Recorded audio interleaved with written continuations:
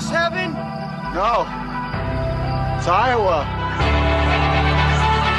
From high school to international wrestling, on the mat and beyond, this is the Potentially Dangerous Podcast with the guys from IA Wrestle. If you're a fighter, you like a fight. If you're an American, you like a fight. If you're an Iowa Hawkeye, you know you're going to get a fight. Subscribe to our podcast on iTunes and all your podcast-friendly apps. And follow us on social media platforms at IA Wrestle. Time to strap it up and get to the show. Potentially Dangerous is back. We've got tons of live interviews from you. Not live, or pre-recorded interviews. Ross has just been working his tail off getting some individual stuff for you. So we're hoping to, now that the season is rolling and rocking, figured no better time to kickstart the live show again with Night of Conflict news. So Lars, welcome back to the show. The season is here, dude. The season is freaking here. Ready or not, it's time to rock, man. You got rankings to do. Yeah, I got a lot of emails to send, man. Yeah, coaches, so be on the lookout. 3A rankings, 2A rankings. Eric shares knocking out the 1A rankings. So those, again, if you're not familiar with the rankings, they always come out. I've had a lot of questions on those. They come out during Thanksgiving. So we're a few weeks out before that, but when Thanksgiving comes, you're sitting around the table, you'll be checking out the IA Wrestle rankings. First off, though, this weekend, obviously, Night of Conflict. We heard the tragic news of Kenny Anderson's passing from Wartburg, so we want to give our thoughts and prayers with him and his family and wrestling community. Anytime something like this happens, unexpected, the wrestling community, you can really just everyone just kind of sits back and realizes wins and losses don't mean anything. It's the ones that change people's lives. Obviously, Kenny was a very successful wrestler, right, Lars? But yeah, I mean, he actually spent time at Iowa Central too, so he's got a lot of friends from Iowa Central, from Wartburg. Obviously coached at Elite Takedown Club, which was a huge club there for a number of years. So he touched a lot of lives. I know tons of people I've talked to that are just devastated by the news. So thoughts and prayers to his family, his friends, everybody that knew Kenny. I've really never heard a bad word about him in my life. So if you are not familiar with what's going on, there are some news out there. We don't know what happened yet, but you can read a little bit more about Kenny. We don't have anything on our website. We don't feel like that's our place to put that stuff. But there's things out there on the internet and some other websites that do that type of stuff. So hopefully we'll find out what happened. But in the meantime, be thinking and praying for those that are going to have to, go through seeing each other under bad circumstances. We know the Wartburg family. Obviously, Alex Williamson went there and worked for Wartburg, and tough time for her and all of her friends and family there. So let's switch gears here a little bit. Positive weekend for wrestling in the state of Iowa. Lots of recruiting news. Maybe let's touch base on that a little bit. Wyatt Henson, Lars, is headed to the University of Iowa. He's been taking lots of trips around. We've been seeing recruiting stuff on social media. I wasn't for sure that Iowa, it makes sense now that with DeSanto, once he graduates, if he in fact is going up to 141 at some point possibly, Wyatt Henson's going to be able to step in right now. So was he on your radar as a possible get for the Hawkeyes? Yeah, man, I knew he was definitely looking at Iowa and Iowa State. It sounds like it really came down to those two schools. So it'll be interesting. He's got great bloodlines. He's a kid that's just kind of progressed as he went along. He started out east in Pennsylvania his freshman year, came into Missouri, made a lot of waves. Interesting thing, he actually wrestled at Independence last year and lost to Kobe Siebrecht, who also is at Iowa now. So it'll be kind of interesting to see how everything shakes out when they get there. Everybody gets to whatever weights. I kind of see Kobe getting a little bit bigger maybe than Wyatt. But just kind of an interesting one there that, his future teammate did defeat him last year. So Henson commits.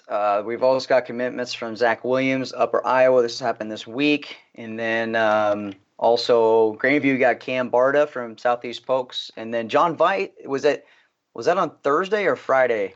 that Josh committed to Northern Illinois. Yeah, it was either Friday or Saturday. I think I want to say Friday. Yeah. So a couple Iowa kids in there, staying with Cam staying in state and Josh going out of state. So that's always great to see these verbal commitments.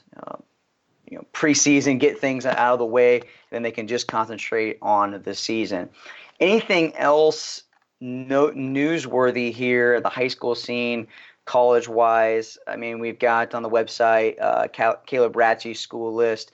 We've been seeing where Drake Ayala's been going. Those two, Ross has got some stuff out there on that. Obviously, Ratchey was on the podcast, so he kind of lean towards where he was maybe a couple schools, but anything else that you can think of, Lars, that is newsworthy here? Nothing too much. Media days are coming up. We'll have tons of content coming on the site here at Iowa State, UNI Media Days. Do you see the Hawkeyes are holding media day at Kroll Farms up by Mount Vernon? I literally have never been there, but is that where you and Ross hang out every once in a while, or what is this place? I've been with my kids. I mean, it's a pumpkin patch and it's literally a farm, so I'm not sure exactly how they're going to set this up or what's going on with it, but definitely a little change of pace for the Hawks there. I wonder. I think I take the wrestlers all out there. I mean, usually you can get your hands on. Chris Brew does a good job of getting. Let's say the varsity guys, you can interview anybody who you want, but they do a good job of just kind of feeding you to. So if there's some media members that come there that don't have no clue who some of these guys are, they'll like, hey, this is blah, blah, blah. So it'd be interesting to see how this kind of works out. I wouldn't mind having some hot apple cider. But we'll see. I'm not sure if I'm going to go out there yet. I haven't talked to Ross what his plans are yet, but plan to be at Iowa State for sure. I know wrestlers are coming up for Iowa State, and there's big people like Austin Gomez at 141. Everyone that social media be like, what the hell's going on here? But he tweeted us out that he's on his way down to 133. I'd be curious what he weighs. Do you have any idea, Lars? I really haven't heard for sure. I heard he got just a little bit bigger, but I don't think it's any real concern or anything. I think he's going to be fine getting to 33. I don't think it's a real big deal. Okay. All right. So the Iowa State will be hosting those wrestle-offs. It's open to public. I love that. We haven't heard if Iowa is going to be hosting public wrestle-offs. UNI hasn't done it in the past either. So be on the lookout for what's going to be going down with that. But we are going to be at Iowa State, I know for sure. And if Ross isn't going to Iowa, I'll be out there as well. Imagine Nick Ryder will be at UNI. So let's get to it. This weekend, Night of Conflict. This event just kind of, do we do it? Do we not do it? We're going to do it at Iowa State. It was just financially we were not able to do that. Steve Farrell with Iron Elite Nationals Fall Nationals was like, dude, you guys do it at our venue. Let's pack the place. You can have the space. We just want to have a great weekend. And Lars, I texted you and we're like, well, let's contact a few people. And Underwood just straight up, they started the event. They started the reason why we did this. Swift Wrestling too as well, obviously, really kind of made it so this event would be possible. And then kind of the rest of the pieces fell in place. Yeah, I mean, I talked to a couple kids from Underwood, and Tegan Podliska, coach out at Red Oak, contacted me right away, and he's like, me, Jake Head, let's figure this out, talk to the Swift guys. And before we know it, at one point we had 8 guys from Swift that were going to come. We ended up with 7 wrestlers, and then added a bunch more from Western Iowa. We ended up with a couple from West Sioux, a couple from Logan Magnolia, all the, 4 Underwood guys. So it was awesome. It really gave those guys a chance to come kind of showcase what they have. A lot of people, don't think they get the coverage they deserve. It's a little bit harder without having people out there. But they showed up and wrestled great. I thought all of them looked really good. It's just a lot of fun to, get to know a lot of those kids better as well. And great families, great kids, and, they put on a show. What I appreciated about really Western Iowa showed up. We weren't for sure, how they would travel. Obviously, it's a long ways out here, but the wrestlers that were in it, they brought a bunch of people. There's a lot of people watching online, so I was very surprised. Obviously, we were too. People came in the door. The 5 stands was going to hold 400 people, and they were packed within 5 minutes. And we were scrambling to get seats down on the floor. So I apologize. If you showed up at 6:30, you were pretty much SOL to get anywhere close to mat side.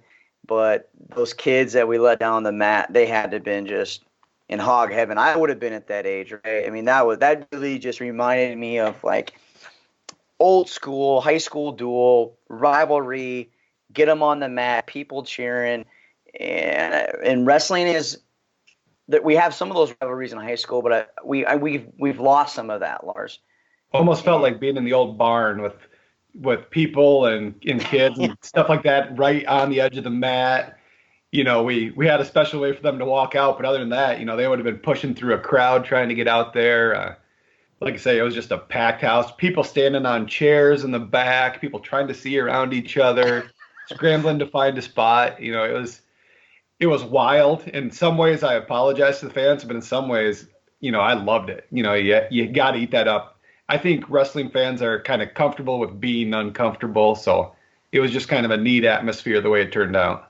Yeah, I remember seeing Metcalf and Derek St. John standing on one chair trying to see over. So I mean, there was tons of college coaches there that showed up. So shout out to Iowa State. I'm gonna forget one, so I better not go into this. But there's a lot of colleges there, and sounds like a couple of them got a couple commits out of it. So that's always great news. All right, let's get to the results. The night started off with Gable Porter versus Mikey Baker, 8-2 matchup. Nothing too exciting there, Lars. And then Canes Loonsman and then Cole Cassidy, sudden victory. That matchup really started the night off, and people kind of woke up a little bit after that matchup. Yeah, for sure. You know, they both got after too. Like say 9-8. There was a ton of action, some just terrific scrambles.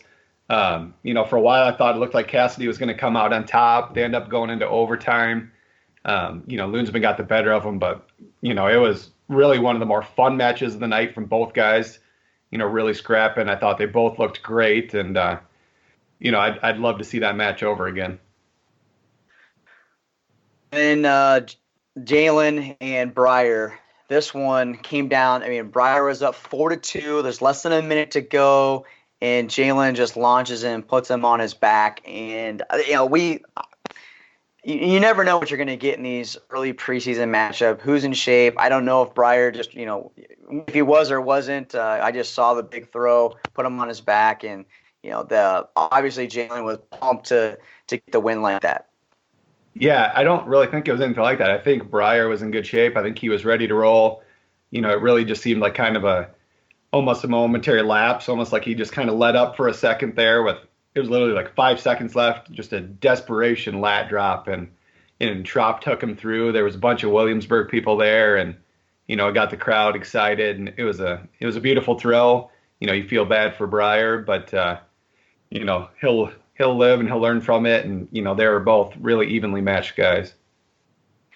So Stevie Barnes, and then Whitner, and then Damon Houston, Braden Graff. What other matchups here as we keep going along? Like, really, are there any ones that really surprised you in the next few matches? Yeah, I would say, I thought High Stand Kegley would be a really good match. I don't know if you saw the just huge throw that Kegley hit as they were going out of bounds at the beginning. I told him after the match, I'm like, man, that was the easy 5 in freestyle. We wrestled folk style, and then I thought from then on, High Stand looked just phenomenal. I've known about this kid. Obviously, we brought him in, thought highly of him, but he really surprised me. I thought he looked better than I expected. Kegley's a really tough kid, and other than that one big move, it was a good match. But I thought High Stand really controlled the action, so he really impressed me on the night. Same thing, Gabe Lewis. I know Gino Bond is a little bit up in weight right now, but to see Gabe come in and really just control a 2-time runner-up, again, a little bit of a surprise. Gabe's a tough kid. I don't think people probably give him his complete due, maybe because of his state place winnings, but, he's also placed at preseason nationals and stuff like that. So I thought both those were really good showings for High Stand and Gabe Lewis in the next couple matches there.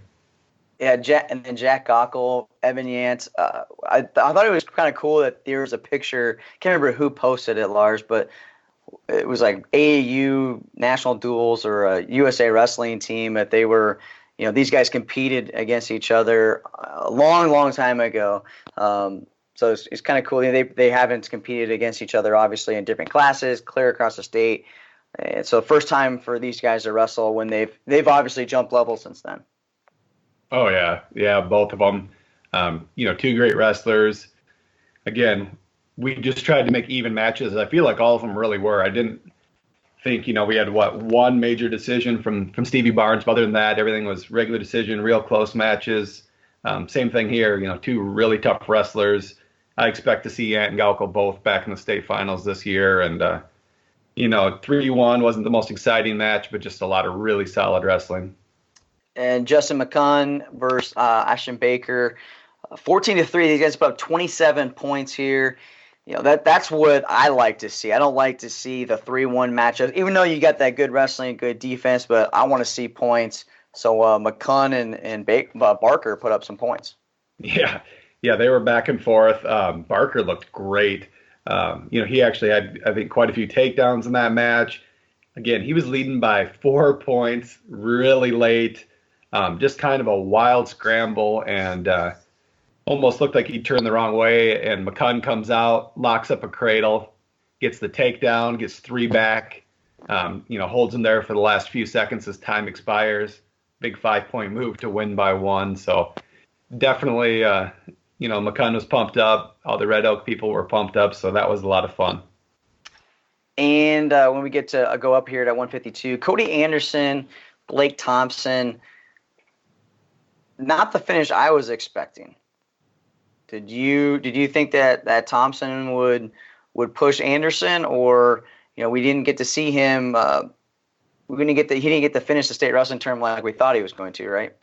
Yeah, definitely a tough go at state last year for Blake. Gets called for legal slam. Didn't get to really get what he wanted. Again, Anderson's one of those guys that I don't know if he's really gotten his due. He's a 3-time state place winner. He's gotten, 5th, 3rd, 3rd. Actually, the same as Blake. I think they've both gotten 3rd twice and 5th. What do you wrestle at? I'm trying to remember. I feel like he's big, dude. 150. I think Anderson was 38, if I remember right, last year. Yeah, I feel like I wonder where he's going to end up going. But both those kids really put on some weight this offseason. Yeah, Anderson looked great. Waukee, shout out to Waukee. One kid wrestling, and they brought over 40 fans up there. I thought that was just awesome to see. Anderson had just huge support, and he wrestled really well. Yeah, Waukee showed up to War at West Gym too. They brought a full house. They brought 40. I think they got 50 tickets to War at West Gym. So we appreciate that. I mean, every time we can get a group of kids that come and sit together, it always makes it exciting to see those kids interacting and hopefully get some of those guys get on the mat in the future. So that'd be kind of cool. Like they can say, I was at the first War at West Gym. I was at the first night of Conflict in Waterloo. But speaking of it, dude, put on some weight, dude. Wyatt Volker, there's a picture that Ben McDonald put out, and I was like, I knew he got bigger, right? But homeboy, he could put on some meat, put on some muscle this offseason. Yeah. I don't know. I'm going to start asking that kid for his ID. He's an absolute man. I don't know if he's 15, 16, what he is, but I mean, I had college coaches too asking about him and just just blown away. But he's not just muscle. He's not just physique. This kid's really good. I don't even know what to say about Wyatt Volker. Well, I gotta imagine, this was when you think of a college wrestler and versus a high school wrestler, just the body type of how you can go to the next level. You gotta be very physical. And Wyatt just looks like he looks on the outside, obviously ready to rock and roll. I mean, at 190 pounds, I'm not sure where he's going to project at, but he can fill out that weight class, and still in high school. I don't remember. I know this was it a 1-point match at state between him and Newberry. Yeah, it was 5-4 in the quarters last year. And so I mean he widened the gap at 7-3, and there Newberry was kind of joking on Instagram tonight. I posted a picture of Wyatt, and he was like, yeah, I was like, dude, he's huge, and his comment was, yeah, tell me about it. I had to wrestle him this weekend. So Yeah, I mean, there's definitely a little bit of size advantage. Newberry's tall, but he's a little bit more lanky. I expect him to go down to 182 probably. And from what I've heard, I really expect Volker just to stick it out at 95, and I don't know. I don't know if there's too many people in 2A that are going to touch this kid. all right, up then the next, I guess our co-main event. We had two of those, three of them really probably. Because I mean, this one could have been two. I was excited about this one. Nick Hamilton versus Jack Thompson. Nick Hamilton gets it done 6-4. I know a lot of people out west knew that Hamilton had the ability. I know talked to some people with Glenwood, expected him to win this. I think everyone on the east side was like, oh, Jack Thompson's got this. Different styles. But Nick Hamilton gets it done 6-4 and represents, the west side. Yeah, we had Eric Scherz, our 1A ranker, was there helping us set up, do some stuff. And that was a big topic of conversation was that match. Him and I were going back and forth. I've been super high in Hamilton. He was really high in the Fab 50. He's been high on, our radar, stuff like that. But at the same time, Jack Thompson is, right now he's our top uncommitted senior. He had a great show in the Warwick West Gym beating Eli Lloyd. He's a defending state champ. He's just got all these accolades, and you're like, Hamilton's still a little young. Can he get it done? And man, he's another one of those. I know I've praised the sophomore class a lot, but they just continue to show, continue to improve.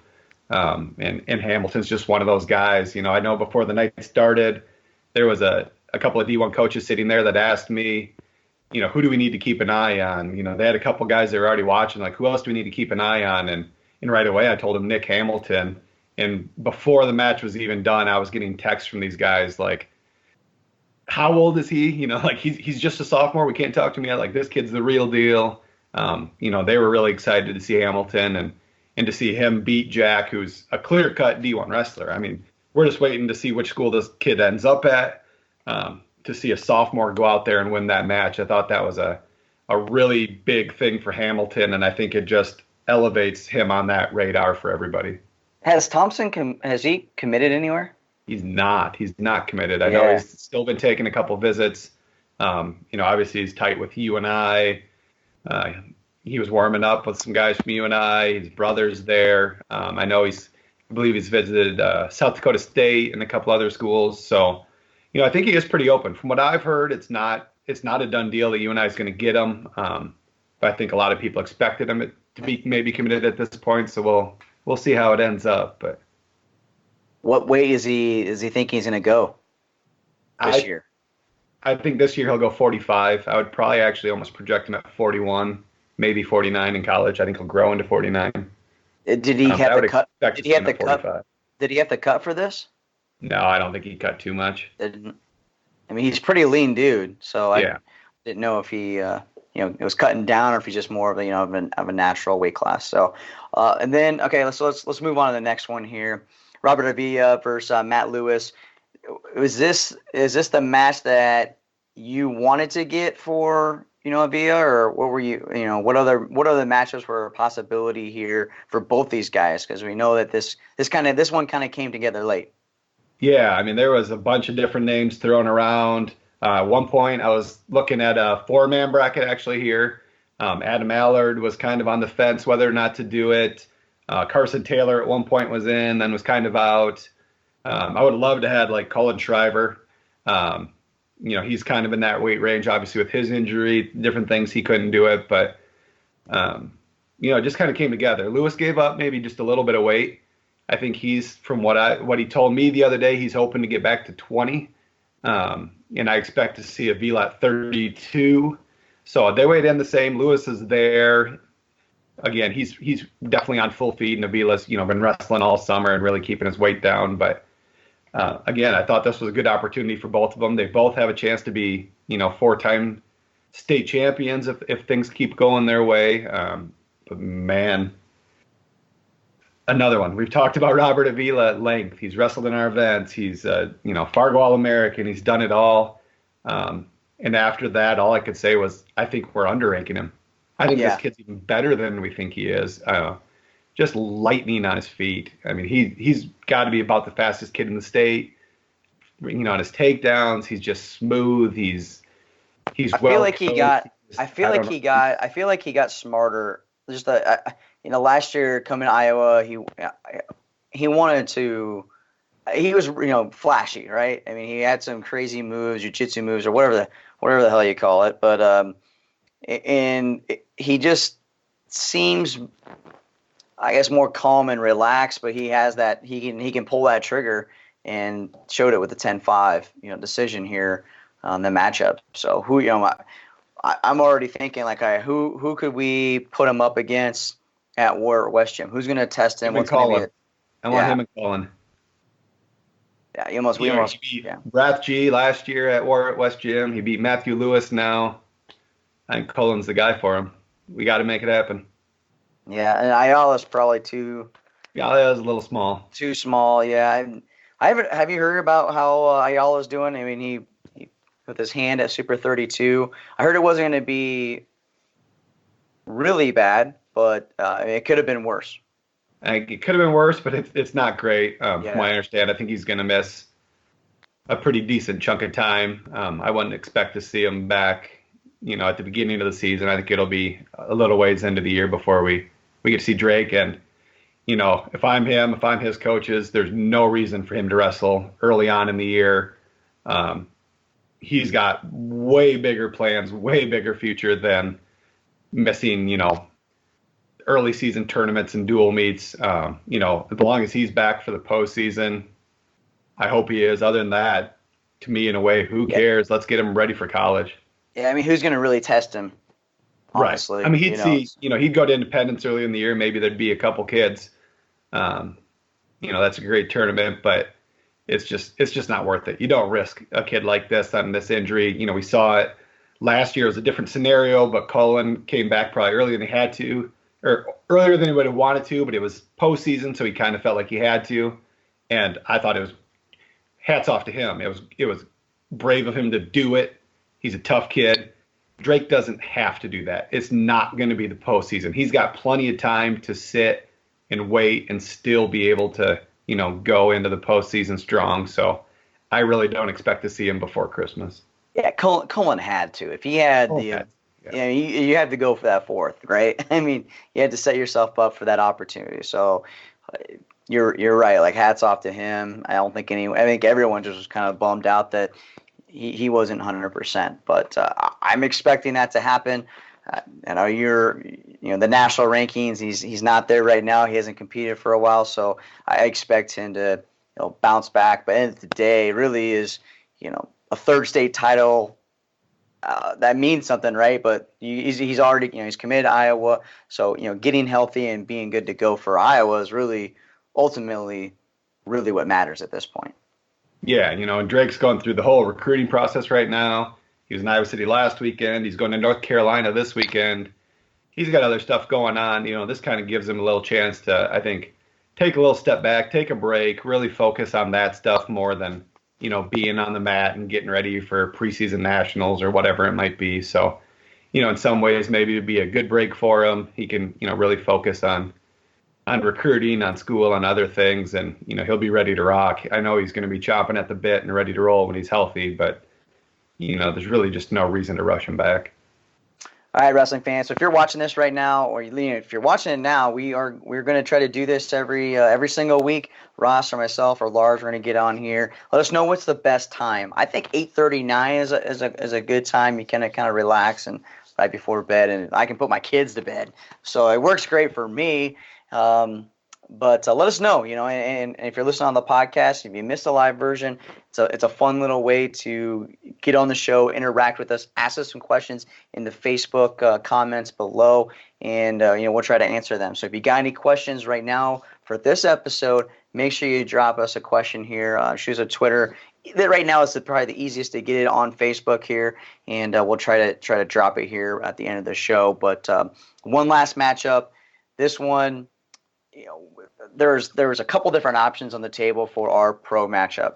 Pat Downey, well, first Kyvan Gatson wanted to have a match, and his request was to get Pat Downey to come in. They have some history. They get along, though, but Pat Downey wanted just a ridiculous amount of money, and we just couldn't make it happen. We've never had a matchup at this venue with Iron Elite. We weren't for sure how many kids were going to be there this year.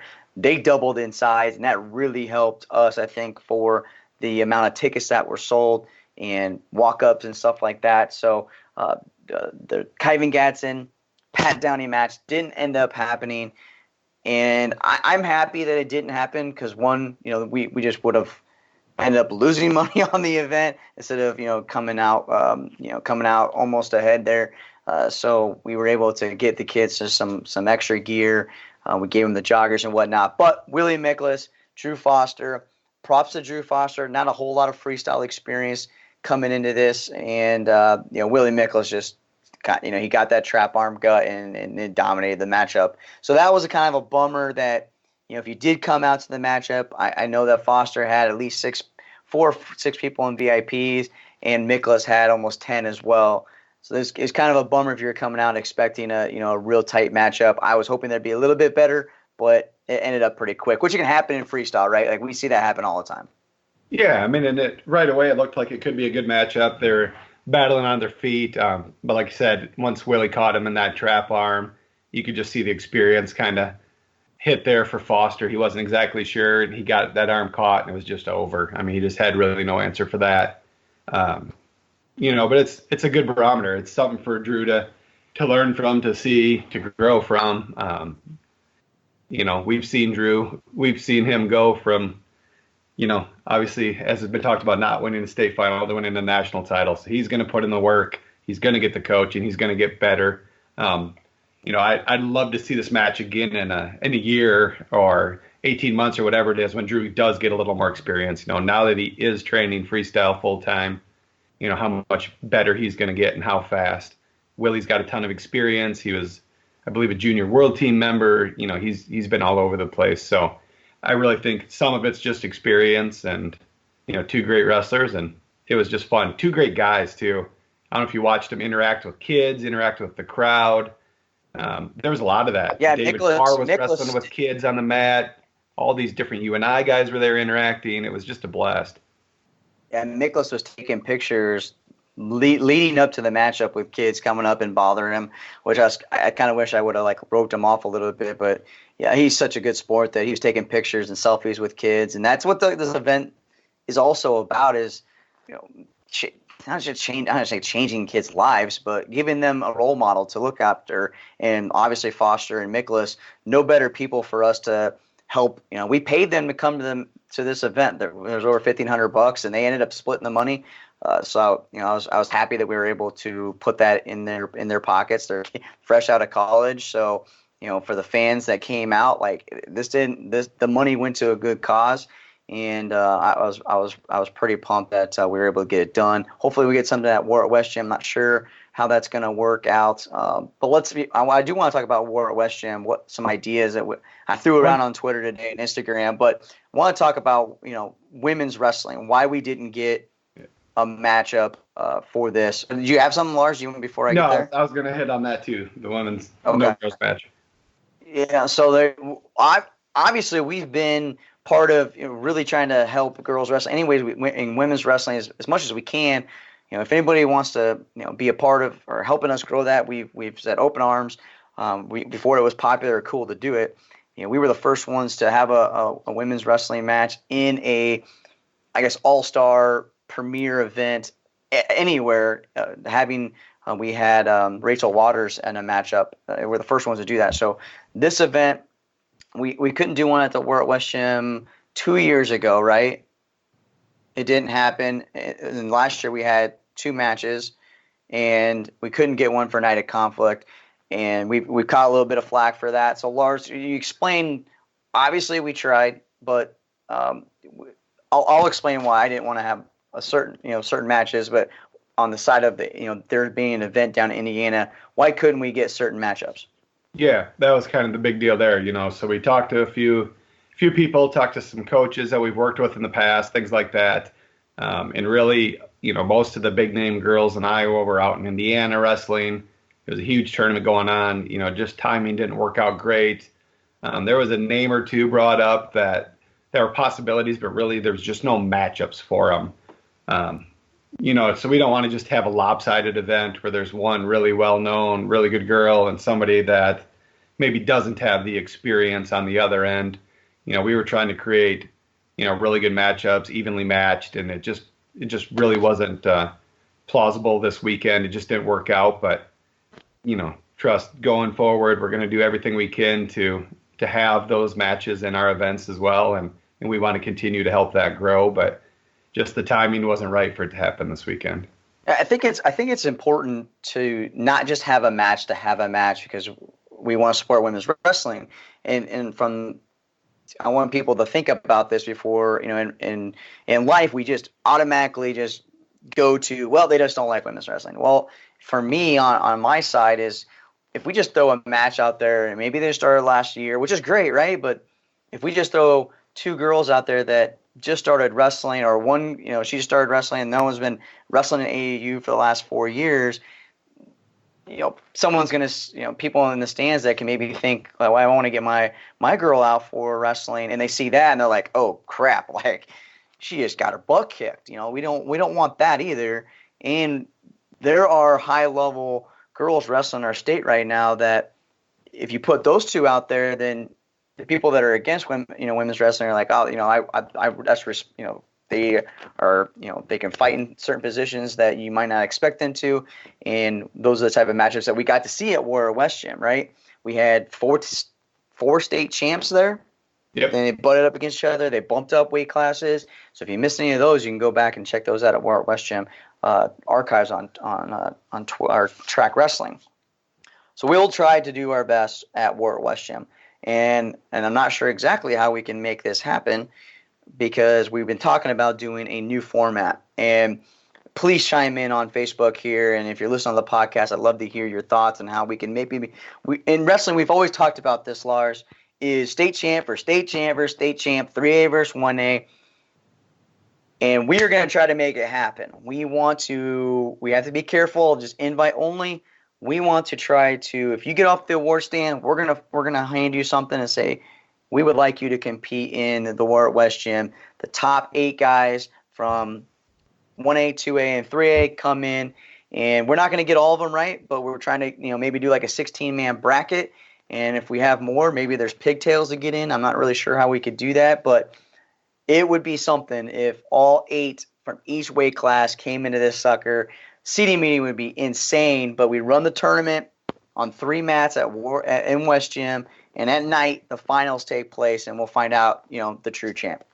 Whoa, seating meeting. We don't want to get coaches involved in this. I don't even want to start those arguments, but no, I think anything we can get. These people always make arguments. 3A is so much better than 2A and 1A, or Eastern Iowa is better than Western Iowa, or whatever it is. There's so many different arguments that people make. It's like, here's your chance. If you think you're the best guy, if you think your class is the best, your club's the best, whatever it is, show up.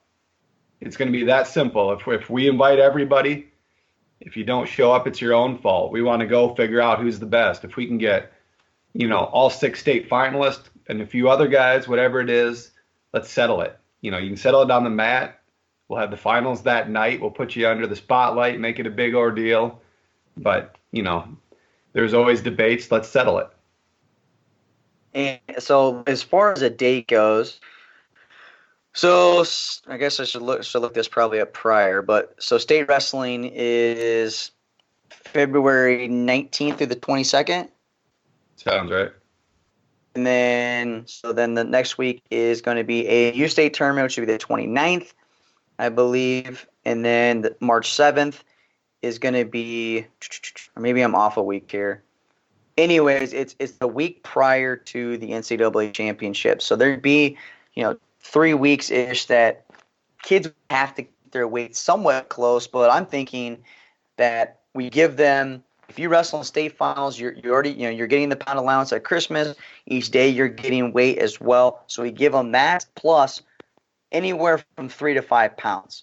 if you're 5 pounds over and you're that high, that high level, I think if you want to put your name on it, then you'll stay within 5 pounds, I would think, and keep working out. I mean, I don't know if we can modify the rules at all to make it to where, I'd hate to go away from 222, but most of these kids the high level kids are staying in somewhat good shape because freestyle is around the corner. We want them to take a little bit of break because the season is such a brutal. But if you want to put on the line against a 3A, 2A, 1A guy, we're going to give you the opportunity. And I mean, we want to talk to coaches and athletes and make sure that this is something that they want. The fans want it, right? But as a wrestler, do they really want it? So if you've got comments, please put them in the section. You got ideas how we can pull it off, but I think we make it real easy, dude. Whatever weight they are, so what that would be. So they get 2 pounds, and then they get a pound each day? Yeah, I think so. So, that you get a pound. Yeah, so that's ends up being like 8 pounds. So I think that's something that is doable. Again, I'm not in that shoes. I haven't wrestled for 15 years at the high school level, but hopefully we can make that happen. So any questions that we got in the comment section here? Let's take a look at this. I got one for Lars. Shout out to Rob Hill. He remembered Tatum Park versus Chloe Clemens. That was a fun one to watch last year. So thanks, Rob, for your comment. Jamie, thank you. She's always been supportive for us. We know the work you all put behind getting quality girls matches. I think everyone is still upset that Flo didn't get a match for Who's Number One. No reason they couldn't found a match. I don't know what they were trying to get done, but they do have a bigger amount of girls they could have picked from. So, but I could also see how some of that stuff is tough to do. So Ross, you had one. Yeah, I want to know why Lars is so upset about the open mat, their high school rankings, and then I have a follow-up question. Be careful. I have a follow-up question once Lars gives his opinion. Include Cullan Schriever, man. It's that simple. He's I talked to Earl a little bit, who doesn't actually do the rankings. He's obviously part of the open mat, and he said it's because of injury, missing time. To me, that's a little bit of a weird argument this time of year when they're not wrestling typically anyway. I mean, yeah, you missed Super 32, but it is the off season. I do expect Cullen to be back for the start of the year. So to me, this is time to put him back in. He's a Fargo champ, Super 32 champ. He's just got to be a top 20 guy. He's got to be in there. So I'm just kind of being a pain in the butt until they get him back in there. But here's my on playing devil's advocate here.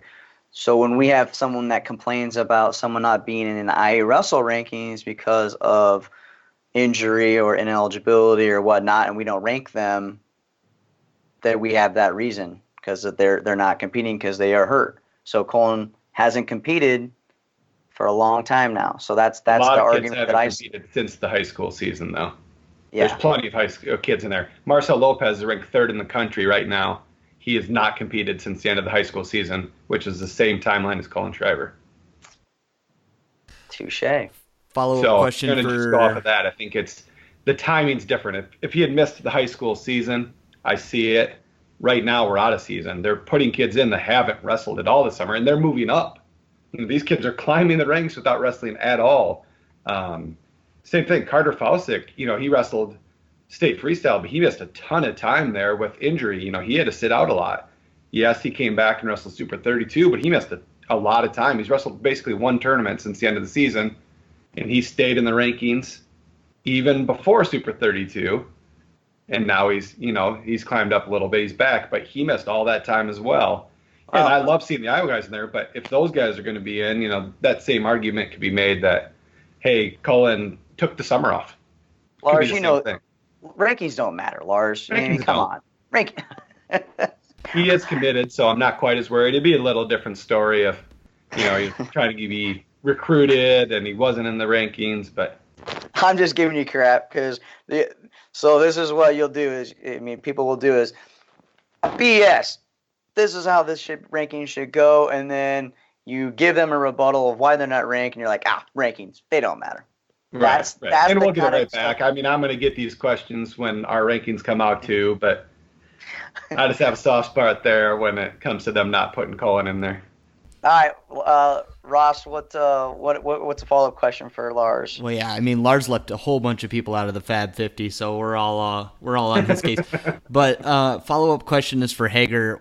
Why don't you pull some strings since you work at the open mat and just put him in? I try to stay out of any written content. People know that, I mean, maybe I'm hard on myself, but not the best writer. I just try to stay out of any kind of rankings nationally. I got enough on my plate. Heck, I'm making soccer graphics at this. After this podcast, I got to make soccer graphics.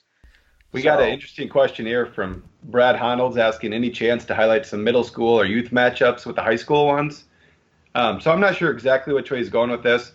We actually kicked around the idea of getting some junior high kids or even some kids going in their freshman year kind of mixed in with some of these high schoolers. It's hard for these high schoolers to take those matches with, say, an 8th grader who's really good. Really, in some ways, you have nothing to gain, everything to lose if you lose to a kid like that. Or maybe you just meant against each other. We've kicked around those ideas. I know, like, Agony and Ames had some, middle school matches, youth matches. We've kicked around ideas. At this point, we've really just stuck to the high school thing. I don't think he was meaning junior high kids versus high school kids, because then I feel like you're opening up a can of worms for injuries and stuff. But yeah, I mean, we had some junior high kids ask about getting matches against those kids. That's really hard to get a high school kid to take that match. Yeah, well, we've actually thought about doing, Brad, and if you have any ideas, is we actually have thought about, kicked around doing something like Night of Conflict in between sessions at the Iowa High School State Tournament. We got some feedback that that'd be a bad time because of AAU districts. The AAU State Tournament is around that time, but it'd be great to have in between sessions. I don't know if it'd be like in between Friday night semifinals or maybe Saturday night after the medal rounds, do 5 matchups maybe somewhere close to the arena. I think that'd be pretty cool. Like maybe like the 7th and 8th grade type matchups, or, and then, maybe there are some girls that, we're trying to get them as much exposure as possible. They're up at Waverly. They do those IWCO state championships. So maybe that's where we could have, a mini tournament or, kind of a premier matchup with there. But that's something that we've been thinking about too. So if you got any further comments on that, or maybe how we can help, do that. Obviously, the state tournament, we are extremely busy, so putting on events at the same time is crazy. But we've, as Lars knows and has turned me down on multiple ideas, I end up doing most of them anyways. But we would try to figure a way to make it happen. I'm actually, for those that you don't know, my wife is pregnant the week of state wrestling tournament. So this is going to get a little sketchy. We'll see if I'm going to be checking out the hospital during state wrestling. Hopefully the baby maybe comes to state finals, so I can say he came to state finals. But anyways, I won't get into that. All right. So what other anything else we got, Ross? Our producer. I like having Ross here behind the scenes. Why does Lars love the sophomore class so much? Have you watched him wrestle? These guys are studs. I mean, I don't even remember how many I had in the top 20 of the Fab 50, but I think there's just a ton of D1 talent, big time guys, and I think they're improving. I think they're the best class in high school right now. I think they're the best class since at least 2018, and I think they just continue to prove it. We had quite a few in our event, and we were missing other guys. We didn't even have, your Hayden Taylors and Fausiks and Trevor Andersons, and, we reached out to a lot of these guys. Matches didn't really work out, but, you add them in with, Volker and Hamilton and all these guys, High Stand, and we had a bunch in our event the way it was. And this class is, I think the sky's the limit for these kids. Do you know who were you posted like something where underclassmen, facing off against the upperclassmen counterparts, and you said they could maybe win 6 matches. I didn't have that many, so I was curious if you knew somewhat offhand what 6 guys you were thinking could maybe be upperclassmen at their weights. Yeah, so I think like obviously the first couple weights, there's always, there's less upperclassmen. So I think, 106, 113, if you had like Marcel Lopez or Anderson or Faustic, I think those guys could pick up some wins over, the upperclassmen there. I think I was counting Robert Avila. He already beat Ratji last year. He's beat, multiple upperclassmen. Maybe it's Cullan Schriever. That becomes maybe a little bit more interesting match, but I think Avila's obviously got a chance to beat any of them. I think I had Hamilton and Jack Thompson. We saw that result the other night. Hamilton would be another one. I think I was thinking Wyatt Volker. I think Wyatt Volker is probably the best 195-pounder in the state right now. I think maybe, there's other guys. Taylor. I wouldn't count Hayden Taylor out of too many matches. I wouldn't count Carson Tenold out of too many matches. Will Hayden Taylor be able to make? He's obviously got a tough weight. Will Hayden Taylor be able to make 138, or is he bulk jobbing? From what I've heard, he's open for probably start at 45 with the possibility of getting to 38. From what I've been told.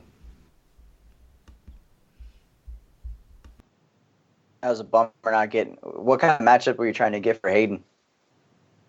There was lots of different ones. I actually thought about, why is the name escaping me right now?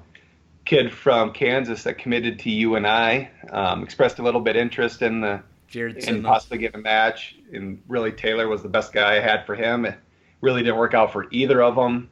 There was a couple of other in-state kids as well, but Taylor's really been playing football, focusing on football at the moment. So he's big.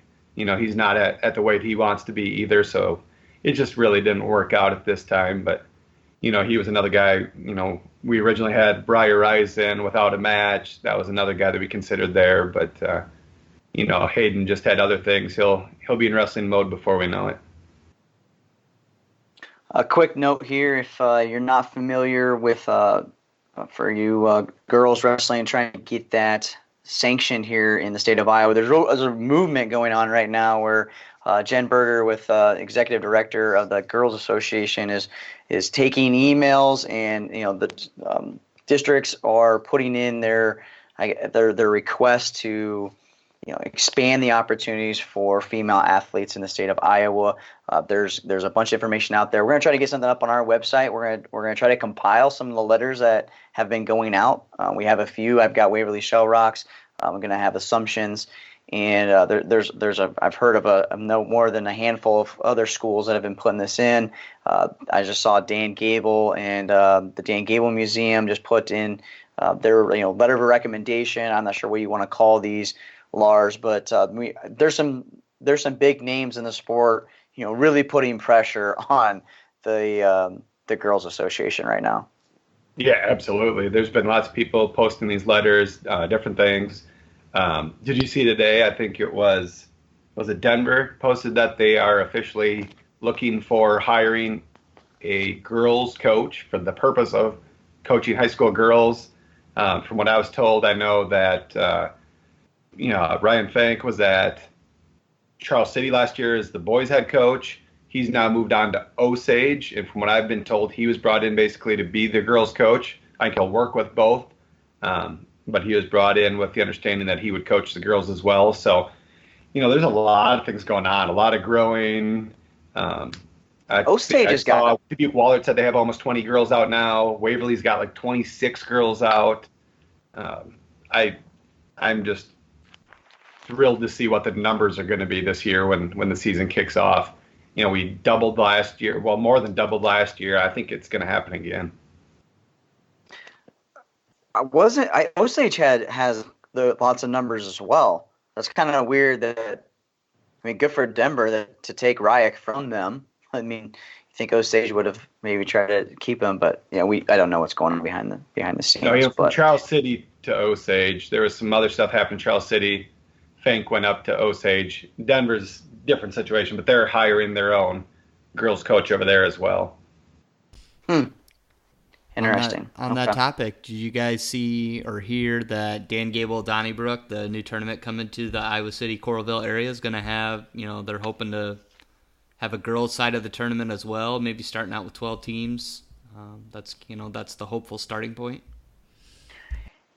Yeah, that there's lots of questions surrounding that too, because obviously girls wrestling isn't sanctioned here in the state of Iowa. So is it going to be club teams? Who's going to be coaching them? If there's other events going on, if they're on the boys team, can they go? Can they compete in this? How are they going to get the numbers?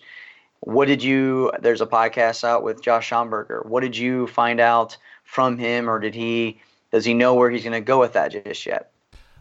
Josh didn't really want to comment on the women's wrestling specifically and how it's not sanctioned in the state. And I think, Nate Eichhorst, a guy we've worked with a lot for the Conflict at Carver Night of Conflict back when it was in Carver, we have a good relationship with him, but I think he's the guy that's spearheading getting all the teams committed for both boys and girls side. So, Josh really didn't have details on who was going to be coming or, to comment on sanctioning, but I think overall having another tournament, in addition to the one that's in Waverly and, just in general growing that momentum of more tournaments is, positive things for getting women's wrestling sanctioned. One thing that I really hope coaches do in tournaments in general for like the youth events that are happening is working together. We have a very, very bad problem of everyone thinks they can do a better job than the other, and then we end up putting events on top of other events, and it waters it down. So if, I know that we had multiple high school events try to do it, which I love that they're willing to do that, but have some conversations with other people. Are these coaches not talking to each other? Is there not like some kind of forum where these guys can talk?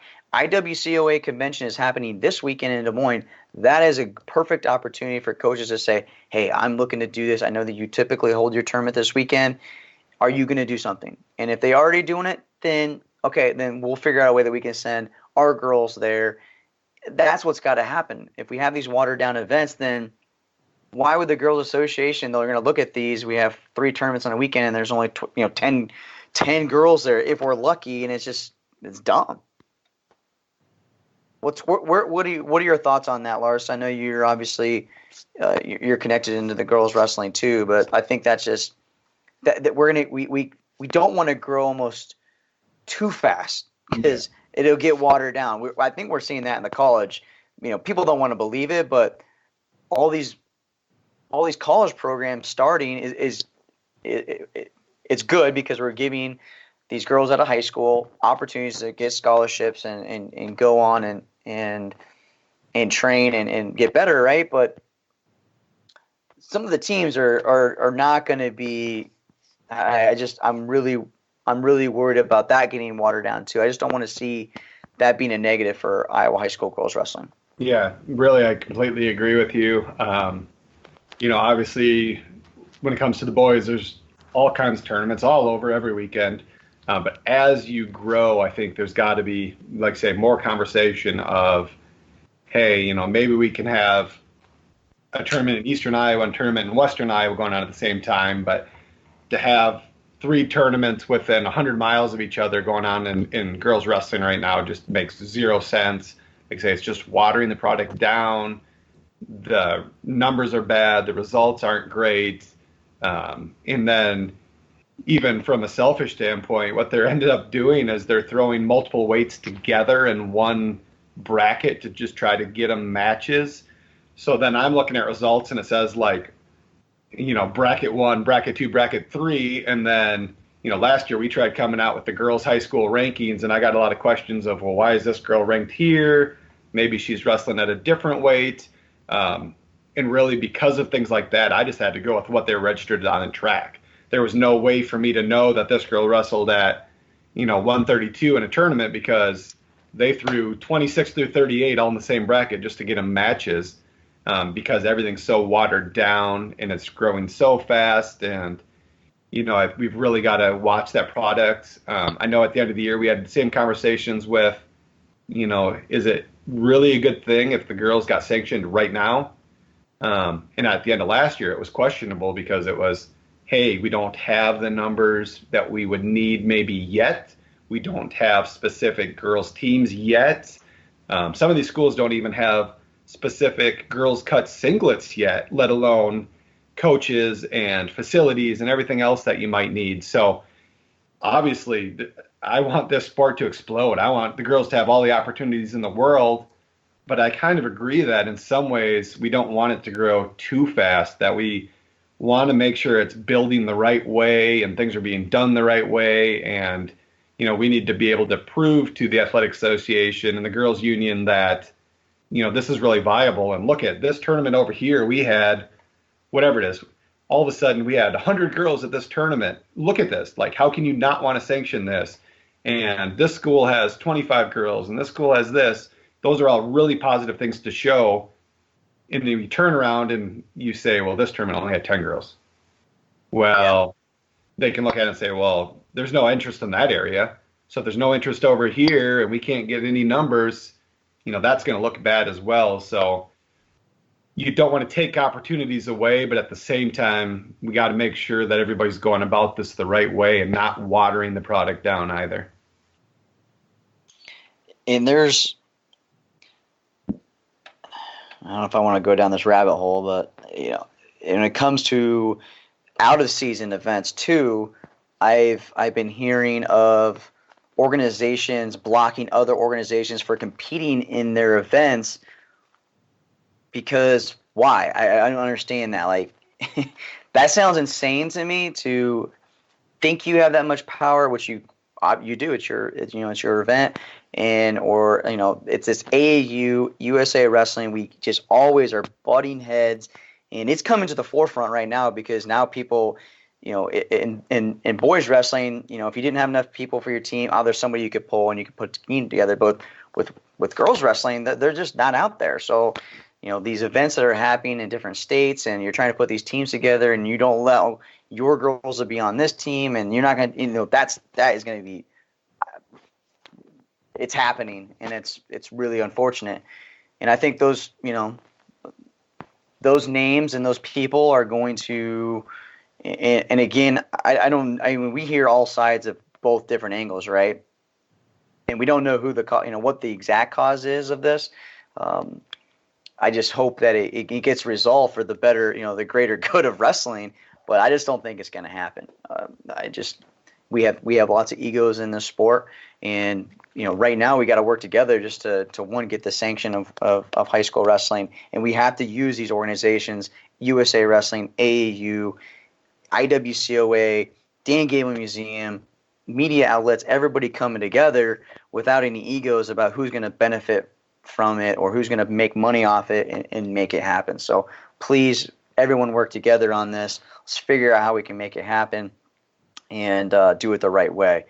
Doesn't matter whose name's on it, just someone get it done, and we'll all be greater for that. So we'll stop there with everything. I mean, I wasn't for sure if we were going to get to the girls wrestling, but it's a good topic, Ross, to get in there. That we definitely tried to make a match happen. We're at West Gym. We want to hear your thoughts on that. Night at Conflict was a success. Thank you, everybody that participated in that. All the volunteers that helped us do that came together quick, and we're looking to do something big in March. Lars, you got anything else here going forward here? Hopefully we'll get to come back on and see what kind of comments we get. Yeah, I don't think so. I think we threw a lot out there tonight. Hopefully we'll get a lot of feedback on, like I say, the girls wrestling, the different topics, the war at West Gym, things like that. We're gonna have high school to talk about soon. We're gonna have rankings emails going out soon to coaches. Season's here, man. It's go time. After Night of Conflict, there's no break anymore. I started junior high wrestling this week. I got 32 kids in my room, so nice. We're ready to roll. Nice. Yeah, I mean, in college too. We got media days. We'll be at the Grandview Open again this year, doing streaming events for that. We'll be streaming that, and so looking forward to that. That's the season pass is up and available for $65. So expect all the same events. We might not be at a couple this year because yes, I have my wife's having a baby, so things might end up not happening. I can't be everywhere, so we'll see how that happens. But expect 99% of them to be on the season pass, and hopefully we'll add a few more.